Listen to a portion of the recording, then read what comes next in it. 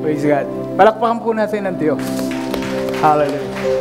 As we pray, Panginoon Diyos, kami po ay nagpapatuloy na humingi ng patnubay sa iyo at naniniwala kami na ngayong araw ay bibigyan mo kami ng mga sariwang kapahayagan.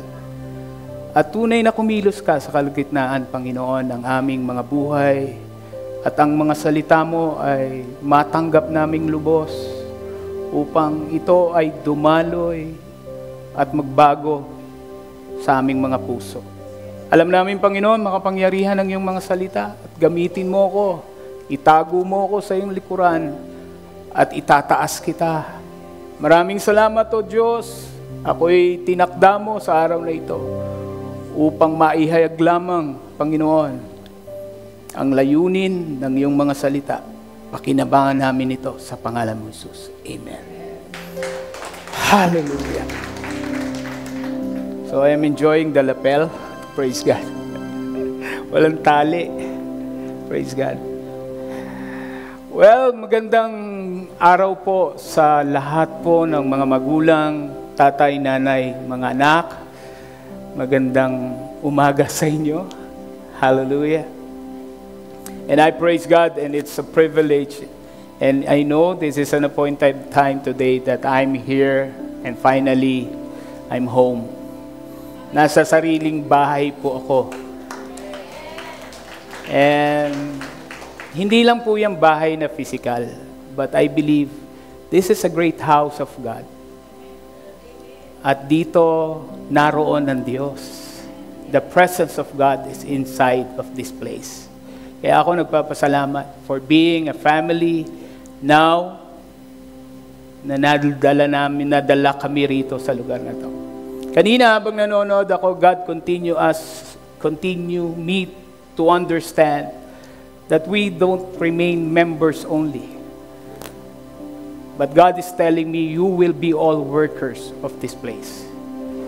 Gagawin tayo lahat na manggagawa ng Diyos. And I was watching on the Facebook one time.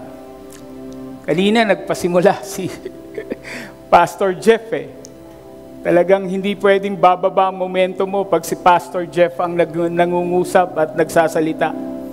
The Spirit is so high. That's why it is so good to receive of the Spirit of God na yung atmosphere, you understand that there is really the Spirit of God in this place. Narinig ko si Pastor Jeff. He was talking to you one time in the Facebook during a Sunday service. Sabi niya, and each of every pastors of this church, of CSF Church, there are identities and classifications. And pinaliwanag niya, first si Daddy, tawag ko po kay Daddy, tatay. I found it more humbling nung tumatawag po ako ng tatay. At doon po yung nagpasimula yung pagkikita namin. Ang sabi niya, hindi ko rin alam bakit kita tinawag na anak. But God is so good that we were aligned in spirit at sabi ng Panginoon, tatawagan mo siyang tatay. And I find it very humbling na nung mga panahon na yon, alam ko na binigyan ako ng Diyos ng patnubay. And Pastor Jeff was explaining that he was saying to the church na meron kaming tatay. We are led with a fatherly heart. Diba? Tama naman, diba? CSF. Talaga naman totoo yun It is very important for you to receive a fatherly heart. And also, you have a mom, pastora, mami. Sabi ni Pastor Jeff, nanonood ako that you have a loving mother and also a loving mother for the elders. Mahal ni pastora, mahal ni mami ang mga elders ng church. And also, Pastor Jeff was telling when it comes to the young people. Sabi niya, sometimes masakit ako magsalita. Pero yun ang totoo eh. Dahil masakit, dahil mahal niya kayo, mga kabataan. And I finally realized na we had fellowship last Tuesday. I heard also with my new fellow pastors like Pastor Edgar, Pastor Carding, nag-uusap kami sa Shumart, nagbubulungan sila. Alam mo, ito si Pastor George during the time, parang nung una namin itong nakita, parang formal. Nagkakamay din pala sa inasal. Normal din pala. So, minsan, there's always the impression, diba? Pastor Carding was saying, he is quite formal. Kasi nga, naka-long sleeve. Sabi naman Pastor Edgar, oo nga. Sabi nilang gano'n. But, you know, nung panahon po na nagpapasimula ako bilang maging lingkod ng Diyos, pag umaakyat po yung pastor ko, kinaiinggitan ko po. There was the heart of desire na gusto ko one day maging katulad niya ako. And I know that's a very noble desire. Na hindi ka naiinggit pero gusto mo. You are hungry for something that God has called you. Something of God has appointed you. Makita mo to. And that's the start of the very... Pagka yung pastor ko, when he was about to go to the CR, sasabay ako. Actually, atin alit na to. Kahit nga hindi ako iihi ako eh. Just to be with Him. Alam mo, sabi niya sa akin, oh George, Pastor, anyway, you are just new. Bago pa lang ako noon sa New Life, Santa Rosa. Dito ka sa likod ko. Pag pumasok ako, hawak mo yung Bible ko. See how God moves? There was a passion and there was something in my heart na gusto kong mangyari. I am just reminiscing. Inaalala ko lang yung mga bagay na ginawa ng Diyos sa akin. Ang buong akala ko, ako yun. Pero those started of days na nakita ko na ngayon, totoo ang plano ng Diyos sa buhay natin. But that's who we are. That's what we become different.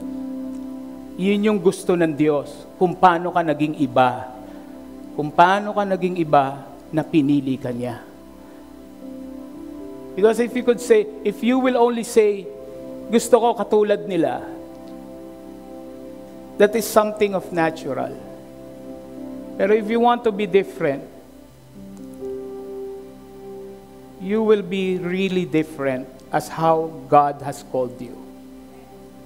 Kung paano ka tinawag ng Diyos dahil alam mong pipiliin ka niya. Alam nyo, nung nag-uumpisa ako, nung nag-aaral ako nito, unti-unti kong nalaman kung ano yung kahulugan ng sasabihin ko ngayon. Hanggang dinala ako ng Diyos kung paano ko, nung mga panahon na humahanga sa mga preacher, kung paano ko nag-aasam na makahawak ng mikropono.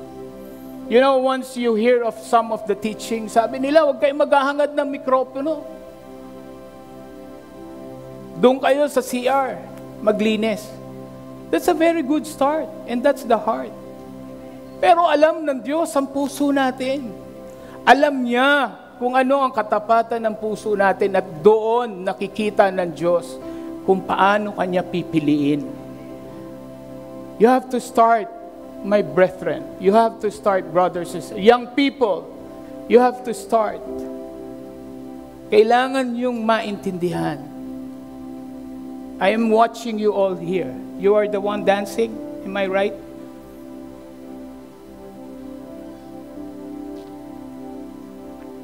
And until the time, dumating yung revelation sa akin.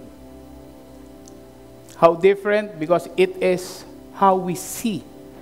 Kung gaano kaiba because of how we see. And I really wanted to share of this revelation to you that God has shared to me. Kung ano ang binigay ng Diyos sa akin. And I finally come out with the title, The Outlooks of Insights. Lord, if I could just go back on how you wanted me iparating sa mga tao of outlook of insights, I tried to Google it. Imagine, I come up with a word na hindi ko pa alam. Hindi naman ako ganun katalino. Pero when I Google the word, alam nyo ang sinabi ng Panginoon on how He have shared me of these revelations, the outlook of insights, ang pananaw ng inyong mga pangunawa. That is very important. Di ba sinabi yan sa Romans? Not to conform on this world. Umayon sa salita ng Diyos. And this is all about of this, the outlooks of your insight. Kung paano tayo nag-iisip ng pananaw sa ating pangunawa. And after we understand and after we realize of the thoughts and how we understand, napakahalaga. And you know that you were able to receive the whole promise of God when you have just aligned your thinking and your thoughts in the Word of God. Sabi ko sa Panginoon, Panginoon, ito na ba yung kabuuan? Dahil ito yung panahon na tinakda mo. You wanted me share of the whole of what is all about of your Word. Tinatanong ko ang Diyos, ito na ba yung kabuuan? And good enough? When we have received the totality of what is the reason why, kung bakit may salita ng Diyos. Napakabuti ng Diyos at gusto ko siyang purihin pag kayong araw ay tinanggap natin ang kabuuan ng mensahe ng Diyos. I keep communicating with God and He continues to give me of this. Sabi niya, lalabas ka sa bulwagan ng CSF sa tahanan ko. Ang lahat ng makapagkikinig ay maiintindihang lubos ang ibinigay kong pananaw na maintindihan nilang lubos kung paano si tinawag at kung paano sila pinili. Allow me, open your Bible in Numbers 13. Are you familiar with this? Alam nyo, maraming panahon ko itong narinig sa simbahan, sa mga lingkod ng Diyos. But until the time, we have this perfect time. Iba yung noon. Iba yung mga panahon ng narinig nyo. Have you realized that there was in a word there in, for God so loved the world, in John 3:16? Marami siyang revelations. Hindi pwedeng maging iba, pare-pareho. And until you realize of this Numbers 13, you will understand well kung ano talaga ang kahulugan ng kapahayagan ng Diyos na ito. Hallelujah. Nagsugo ng 12 espiya sa Kanaan. Sinabi ni Yahweh kay Moises, pumili ka ng isa sa mga kinikilalang pinuno ng bawat lipi. At isugo mo. Pumili ka ng isa sa mga kinikilalang pinuno ng bawat lipi at isugo mo sila upang manmanan ng Kanaan. Pastor, ito na ba yung sinasabi mong many are called but few are chosen? Tama ba? Sabi ng Diyos, pinipili ko na kayo. As individual, Kayo na yung pinili ko. Huwag na kayong tumingin sa katabi o sa likod nyo. Kayo ang pinipili ng Diyos. Ganun nga ang ginawa ni Moses. As he obeyed the instruction of God, kaya mula sa ilang paraan, isinugo niya ang mga sumunod na pinuno upang magmanman. When you realize of these thoughts, pumili siya. Pinili niya kayo. As there was an instruction, ikaw na. Huwag na yung iba. Yes, Pastor, ako yan. Ako yan. But the message is all about what is your outlooks of your insights when you are chosen by God. Ano yung outlook mo kung ikaw ang pinili ng Diyos? And as we continue, maraming piniling leaders. There was someone na anak ni Sakur, Judah, Caleb na anak ni Jephune, Isakar, Igal na anak ni Jose. There are so many leaders that was chosen by Moses. Kung palitan kaya natin, Willie, pinili ka. Tama, Willie? William, pinili ka. But the battle is all about of the thoughts. It's the meeting of the minds. Pag alam mo nang pinili ka, divine, you should understand of what is the outlooks of your insights. Amen. As we continue, in 17, bago lumakad ang mga espina, sila'y pinagbilinan ni Moses sa Negeb, kayo dumaan, saka magpatuloy sa kaburulan. There was a continuous instruction. Dito kayo dadaan. And when you understand of the Word of God, alam nyo kung ano ang itinuturo ng salita ng Diyos. Amen? Alam natin that this is the way, the truth, and the life. And that is the instruction. Pag-aralan yung mabuti ang lupain, tignan nyo kung malakas o mahina ang mga tao roon. It's for you to see, my brethren, kung mataba o hindi mataba ang lupa, o mahina o malakas ang tao doon. Binibigyan tayo ng kalayaan for us to see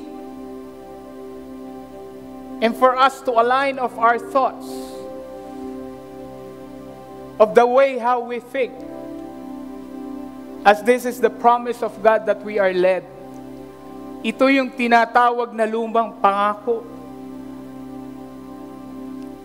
Pero bakit kailangang alamin kung mataba ang lupa, mabuti ang lupa, tignan kung malakas o mahina ang mga tao roon, kung marami o kaunti, kung alam natin na ito na yung pangako ng Diyos? Diba? In physical, if you think of logic, pag alam nyo ng pangako ng Diyos, hindi na kailangang alamin. Kailangan lang nating manampalataya at mabuhay kung ano ang sinasabi ng Diyos. But it's because we were given the freedom. God wanted us to have the freedom of our will. Malaman kung ano ang pagpili ng tao. Malaman kung tayo'y patuloy na nananampalataya. Kaya nung binabasa ko to, alam ko nung mga unang panahon na narinig ko pa na may mga higante. Sinabi may mga tipaklong. But there was never a thought.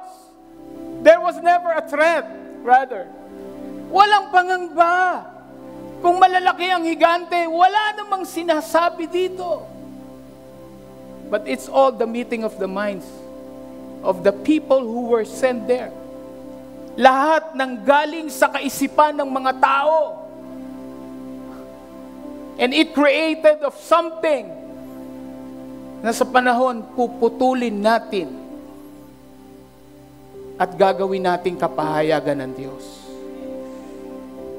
Because really, God has promised us to be there in the promised land. As we continue.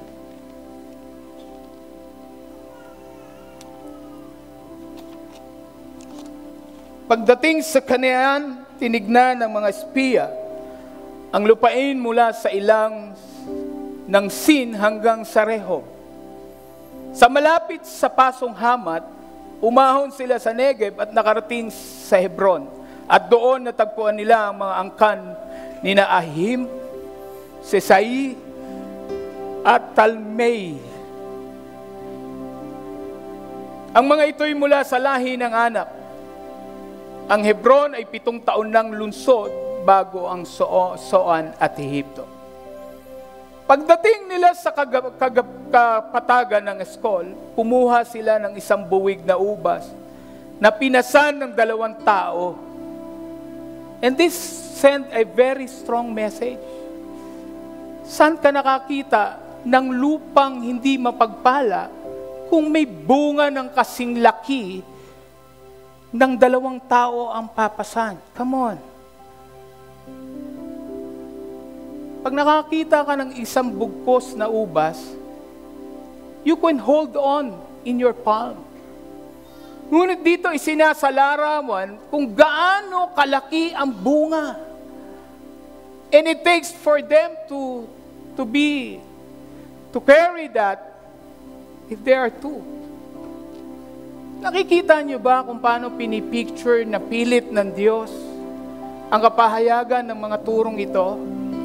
Na totoo pala ang pangako ng Diyos ng isang mapagpalang buhay. Are you receiving, church? Totoo. And you don't have just to keep quiet. You could say amen. Panginoon, ito pala yung pangako mo sa buhay namin. Kaya pagkatapos naming marinig ang kapahayagan ng mga salitang ito pala yon. Na pinapupunta mo kami sa lupang pangako at doon nakikita namin na ang isang bunga ay 2 tao ang pumapasan. Is the promise of God enormous? Huge? Yes. Amen. At yan ay mararanasan nyo hanggang ngayon sa kasalukuyan. Siya pa rin ang Diyos noon, ngayon, at magpakailanman. Amen. Amen. Sabi, dahil sa malaking buwig ng ubas na nakuha noon. Pagkaraan ng 40 araw, umuwi na ang mga espiya. So these are the people who was sent. Umuwi na sila. Diba? Alam niyo yung ginawa? Alam niyo yung dala nila? After of seeing of all these things, pinakita ng Diyos na pinapili kayo, you have to see kung mataba ang lupa o hindi. Kung may pangako ang Diyos sa lugar na yun. You have to be a witness. Kailangan yung maging patotoo. At doon nakarating sila. At umuwi sila na ganito ang sinabi nila. Ipinakita ang mga uwi nilang bungang kahoy. There was a great evidence. There was. Nahahawakan, nakakain, naaamoy. Church, do you know that you could smell God? That you could taste God and you could feel God? Amen? Yun yung mga bagay na dapat nauunawaan natin. Pag pinakita ng Diyos na inuwi na ang mga bagay na magpapatunay in physical, more you have to believe. But in spirit, blessed for those people who believe for unseen. more na hindi natin nakikitang manampalataya tayo. Pero dito pinakita na inuwi ang mga bungang kahoy. There was an evidence na hawak nyo na, nakita nyo na. Ang sabi nila, pinag-aralan namin ang lupain at natuklasin namin, ito'y mayaman at masagana sa lahat ng bagay. They become a testimony of what they saw, what they received. Naging patotoo na sila. Noong mga panahon na ako'y nag-aasam, ang puso ko'y nag-uumalab na gusto kong maglingkod sa Diyos. Dumating na nakikita ko ngayon na ang Diyos ang pumili sa akin. Dahil nakita niya na gusto kong magpatawag. And there is something of the difference between gusto mo, there was a passion na gusto ko. And that is my testimony. Yung bungang kahoy, nakita ko sa buhay ko. Until time, God moved in my life. That's why He chose me. And that's the revelation I received. How God will choose you kung ayaw mo. You will be remaining cold. Mananatili na nakaupo sa church. Nananatili na magpatuloy, na makinig. Because there was no passion inside of you that you really wanted to be chosen. Diba? Minsan, maiintindihan natin, napakarunong ng Diyos, napakatalino ng Diyos. Dahil doon pa lang sinasabi niya, tignan niyo, kung mayaman ang lupa, there was a choice of free will. Kaya doon sa pagpili, meron ding sinasabing, anong gusto mo? Piliin ka o tawagin ka. And we should not stop on the passion that we should be called, only be called, but also be chosen. Ganon ang puso ko nung umaakyat ang pastor ko sa stage. Sabi ko, gusto kong maging katulad mo. Hindi para makita ng taong gusto kong magyabang at gusto kong humawak ng mikropono. Pero nakita ng Diyos ang puso ko. Yun ang mahalaga as you step forward and telling God, God, I wanted to be chosen. I don't want to be sitting in front of the church. I don't want only to be a member of the church. It will happen. Because it's God the one who fulfilled it. He will be the one to give it to you. And you will receive. Until the time dumating ang mga panahon, I was imparted my pastors. I was able to receive of the laying hands. God is so good. Dumaan kaming mag-asawa sa mga pagsubok. Mga nakakaiyak na pagsubok. Pero kailanman, hindi kami sumuko. Glory to God. Because this is the purpose. Kaya sabi ko, Panginoon, after I spoke, after I have shared the word, we know that we were able, not only somehow, we were able to receive the whole promise of God in this book. The whole promise of God. Sabi doon, sa 27, ang sabi nila, pinag-aralan namin ang lumain at natuklasan namin ito'y mayaman at masagana. Sometimes, madalas natin naririnig, di ba? Jeremiah 29:11, that God has promised us not to harm us, to give us hope, to give us good future. Di ba? Yun ang pangako ng Diyos. Bakit ngayon lang natin naiintindihan nung ipinakikita ng Diyos dito? Na nasaksihan nyo ang lupang pangakong mataba. But there was already Jeremiah Jeremiah 29:11, a long time ago, that I have, my plans is for you is to prosper you. Even the world has created before. Even the creation has begun. Yun ang plano ng Diyos sa puso natin. Pagpalain tayo. Kaya walang mahirap na patuloy na naniwala sa Diyos. Walang mahirap. And I continue to read of all this revelation of God. I was crying. Inuulit na lang ng Diyos, paulit-ulit. Ngunit matagal niya nang sinabi na ang plano ko sa iyo, anak, ay pagpalain ka.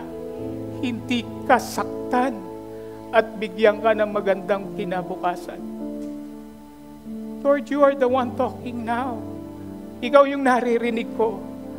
At doon, after I witness in my two eyes with this spice become all witness and become all testimony.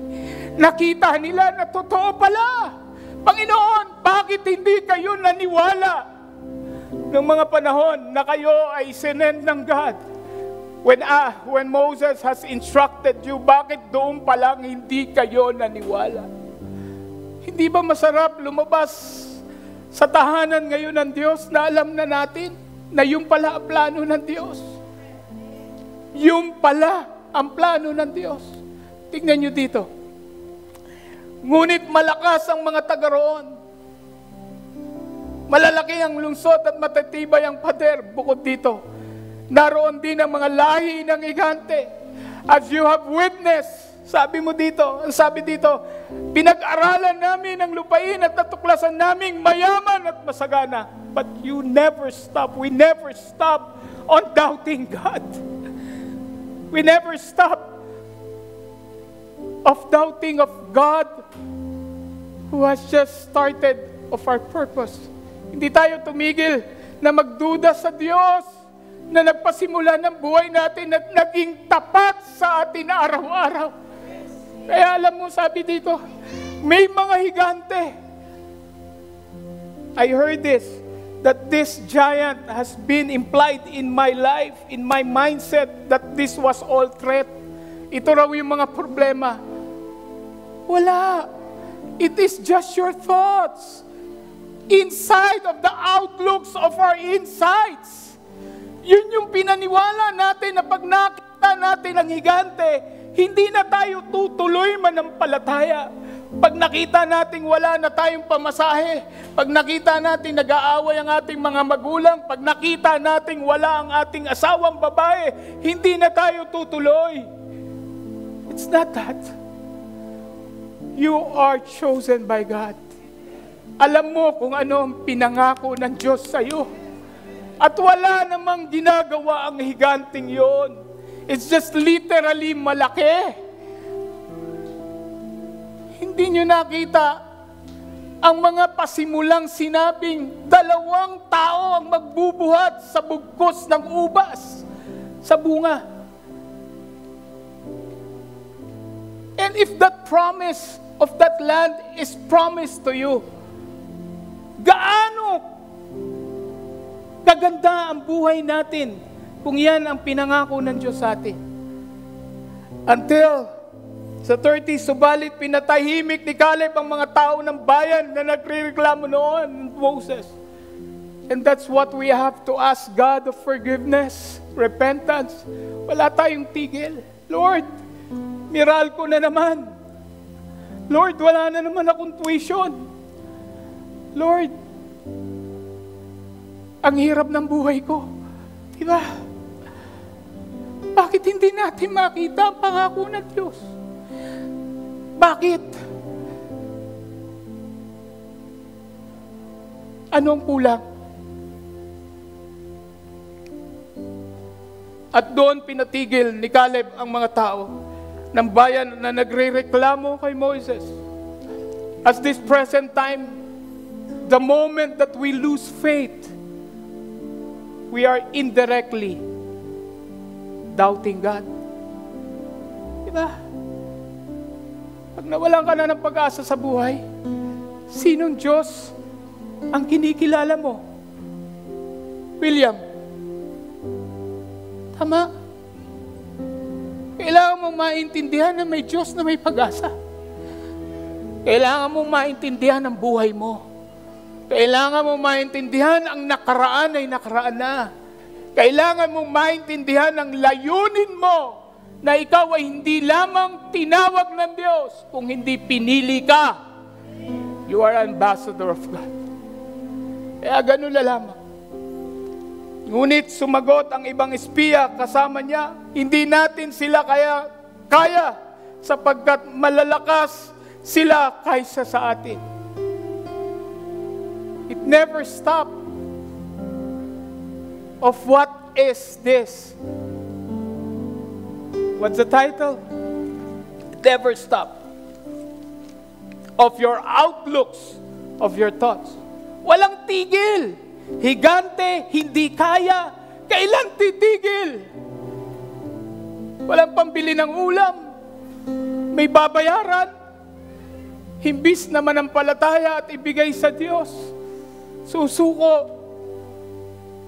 At hindi mararanasan ang pananampalataya na ibinigay ng Diyos sa bawat isa.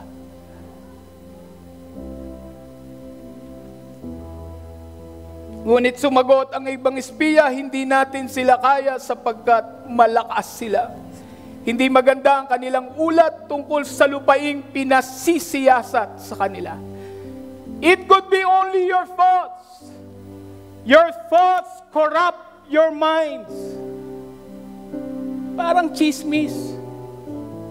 Alam mo, si Pastor, pag nakita niyo sa Facebook, wala siyang buhok eh. Pero sa personal pala, wala pa rin siyang buhok. Pero sa personal, medyo ma-appeal. It's your thoughts. Kaya nung nakilala ako ng asawa ko, sabi niya, beauty is in the eye of the beholder. It's the outlooks of my wife makes me handsome. Ganun yun. Kailangan makita nyo ang pangako ng Diyos because this is the message that your outlooks is for you to prosper by God. Your outlook should see it that you will not be harmed by God. Hindi kayo sasaktan, mga anak. Malaki ang pangako ng Diyos sa buhay nyo.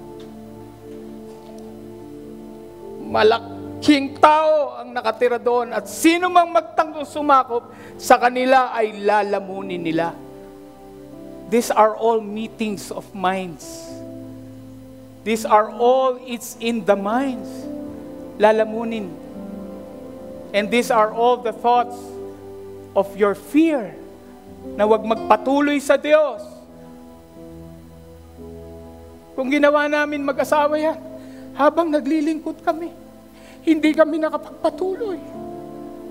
Pinili ko ang buhay maglingkod, tumalikod sa magiging alipin ng mundong ito. I've been a corrupt before.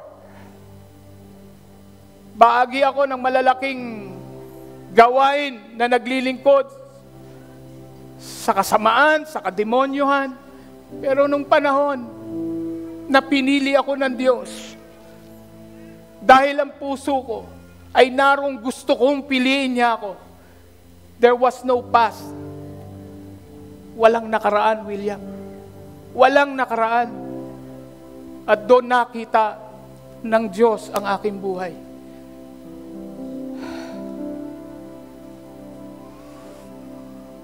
Sabi ni Caleb, pinatahimik ni Caleb ang mga taong bayan na nagreklamo na noon kay Moses. Sinabi ni Caleb, hindi tayo mag-aaksaya ng panahon, lusubin natin sila.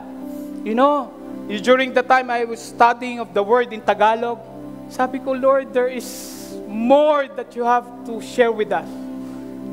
Lusubin. Sabi nung asawa ko, it's right. Lulusubin. Tama? Pero sabi ko, no. I will not stop to look of what God really wanted us to understand. Alam niyo, nung binasa ko, ang sabi doon sa English, sa 30, then Caleb silenced the people. Pinatahimik niya. Before Moses said, sabi doon, we should go up and take possession of the land. Walang lulusubin.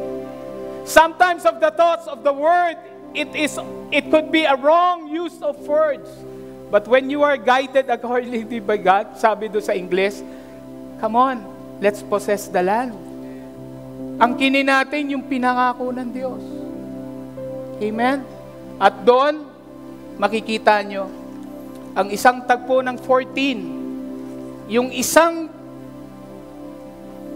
verse dito na nag-highlights sa kabuuan ng turo on how desperate. The word is desperate. And the song is also desperate. Kung gaano tayo nag-uumalab na masumpungan natin ang Diyos sa ating buhay. You know the word desperate? It's not frustration, William. It's never a frustration. When you are desperate, there is only that you want, there is only that you trust, and you entrust. It's only God. Alam niyo ang pinakita dito? Sabi dito sa 14.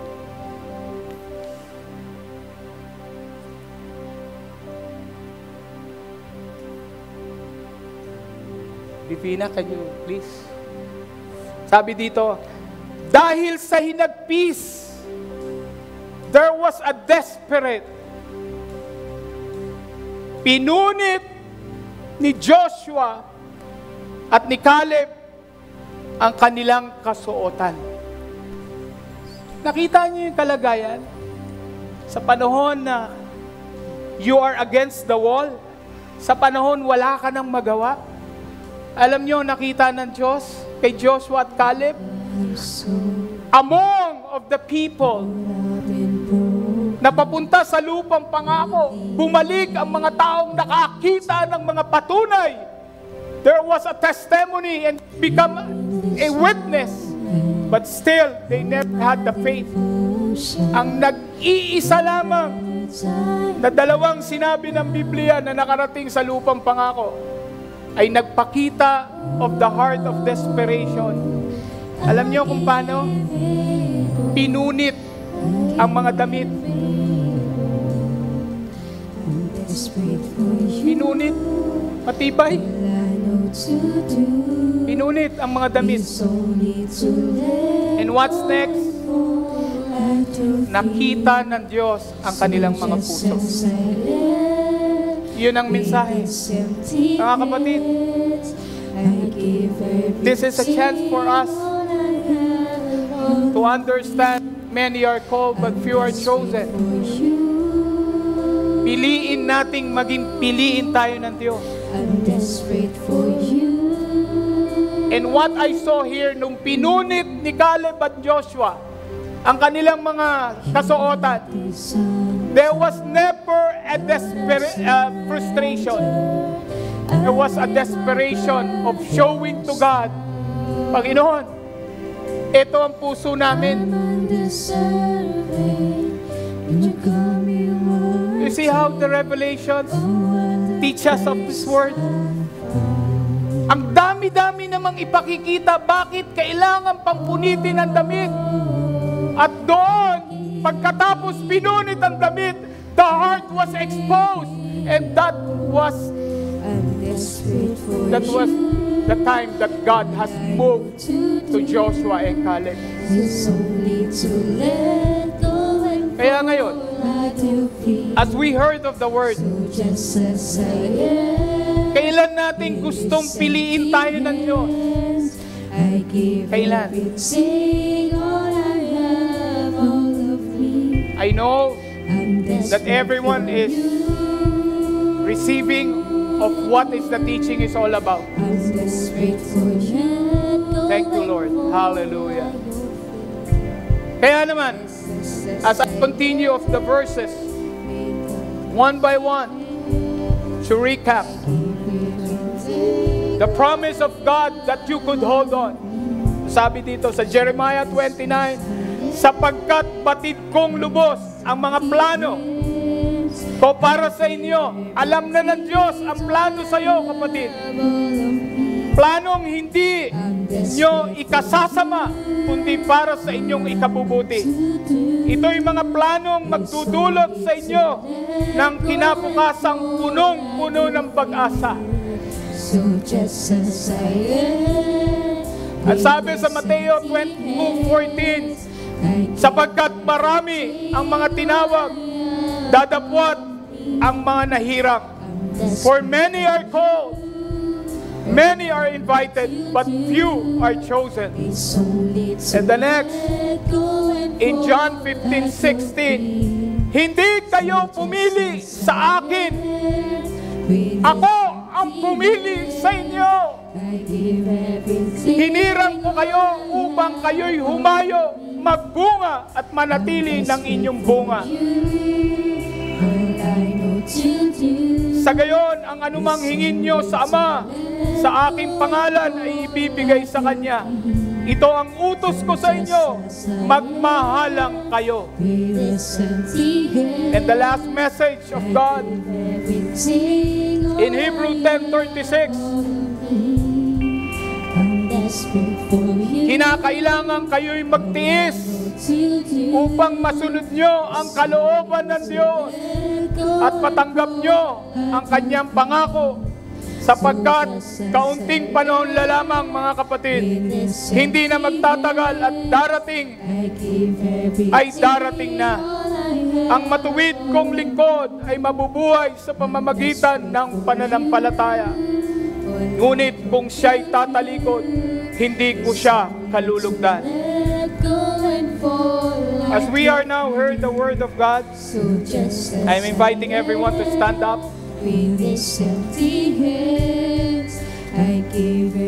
And let the Holy Spirit fill you right now as I share with you. Ganun ba yung puso ni Pastor? Gustong gusto niya noon napiliin siya ng Diyos. Thank you, Lord. So just as I am with this empty hands, and I'm inviting everyone to receive yung pong gustong gusto na makita ang pangako ng Diyos, yung pong gustong maintindihan na pinili ako ng Diyos. Hayaan niyo pong magpasimula ang Diyos sa buhay niyo. I could see you, brother. Come here. Hallelujah. Gustong gusto niyo na gumawa ang Diyos sa buhay niyo. Come on, church! Come on! Hallelujah! Come on! Let the Holy Spirit fill this place. Oh, shake karama. Hallelujah! Come on! Walang matalino, walang malakas, but only by the Spirit of God. Oh, yes, Lord. Hallelujah. Fill. Hallelujah.